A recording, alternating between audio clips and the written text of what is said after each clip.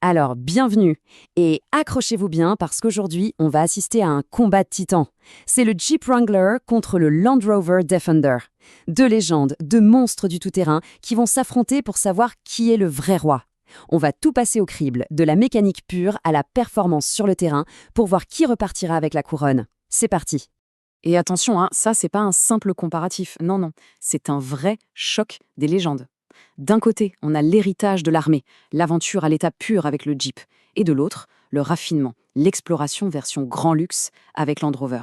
Rien que les noms, ça fait rêver, d'évasion, de domination des éléments. On commence avec lui, le Land Rover Defender.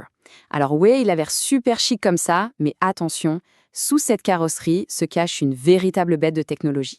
Il se présente comme le champion du luxe passe-partout, capable de vous emmener à l'autre bout du monde, mais avec le confort d'un salon. C'est ça l'idée. La puissance, mais tout en maîtrise. La force tranquille. Et juste en face, on a l'indomptable, l'unique, Jeep Wrangler. Lui, c'est l'icône brute de décoffrage, sans la moindre fioriture. Sa seule et unique raison d'être, le tout-terrain, point barre. Il n'est pas là pour plaire, il est là pour passer, coûte que coûte.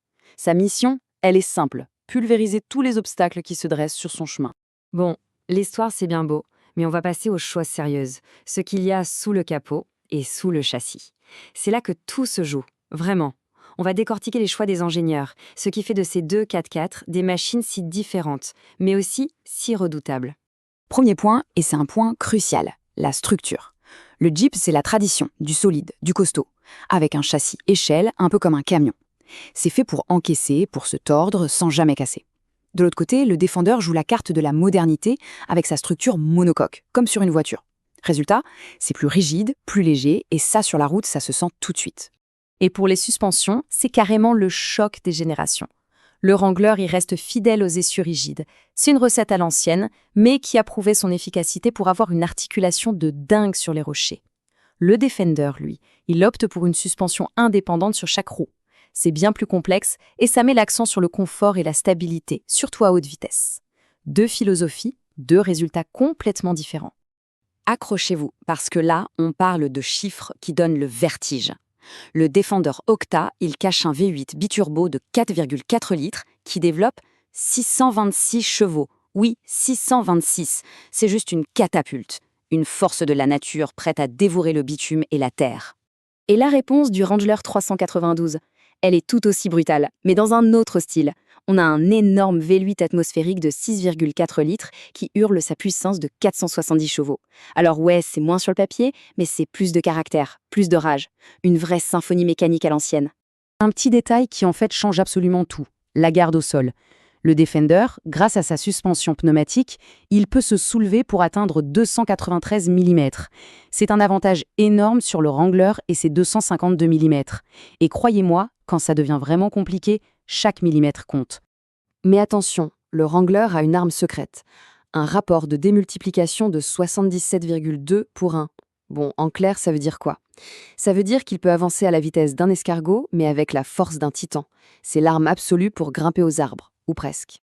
Allez, assez de chiffres et de techniques, place à l'action. On quitte le studio, on quitte le confort et on va sur leur terrain de jeu. C'est là, dans la poussière, dans la boue, qu'on va enfin voir de quel bois ces deux monstres se chauffent.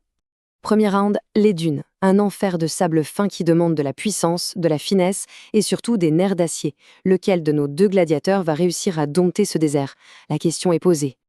Et là, le verdict est sans appel. Le Defender, avec sa puissance démoniaque et sa direction d'une précision chirurgicale, il survole littéralement les dunes. Le Ranger s'en sort, bien sûr, mais il faut se battre avec. Le Defender, lui, il vous donne l'impression d'être un pilote du Dakar. Il est impérial. On change de décor, on change de jeu. Fini la vitesse, on passe à la technique pure. On attaque les rochers. Là, c'est l'épreuve de vérité pour le châssis, pour la suspension, pour le sang-froid. Qui va régner sur ce chaos de pierre? Ici, il n'y a même pas de suspense. Le Jeep est le roi, le maître incontesté des rochers. Les testeurs d'Edmonds ont été très clairs, je cite, « Le Jeep a facilement remporté cette épreuve. C'est net et sans bavure. Ses essieux rigides, son rapport de démultiplication, c'est une machine à grimper tout simplement. Le Defender est bon, attention, mais le Jeep, lui, il est exceptionnel. » Troisième et dernière épreuve, les fameux whoops. Pour vous donner une image, c'est comme rouler sur une tôle ondulée géante, mais à pleine vitesse. C'est un véritable supplice pour la suspension et pour les vertèbres. Alors, lequel va nous transformer en milkshake? Et là, c'est un massacre. Le Defender, avec sa suspension de limousine, il survole les bosses, il les gomme. Le Wrangler, lui, il vous fait regretter votre petit déjeuner. Les testeurs ont même dit que c'était extrêmement mauvais. On ne peut pas être plus clair, c'est une torture. Forcément, toute cette puissance, toute cette technologie, ça a un prix. Et quand on commence à regarder les versions V8, on entre dans une toute autre dimension. Préparez-vous, ça risque de piquer un peu. Alors, voici nos deux combattants dans leur version la plus folle, la plus radicale. Le Jeep Wrangler Rubicon 392 face au Land Rover Defender Octa.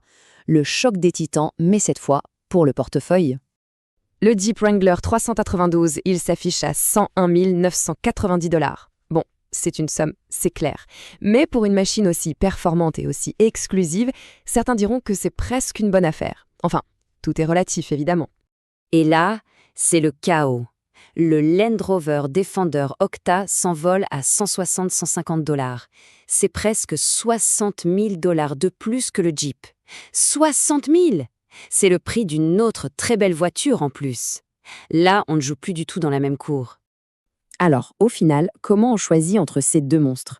Honnêtement, il n'y a pas de bonne ou de mauvaise réponse. Il y a juste le bon outil pour la bonne mission. Alors, faisons le point une bonne fois pour toutes.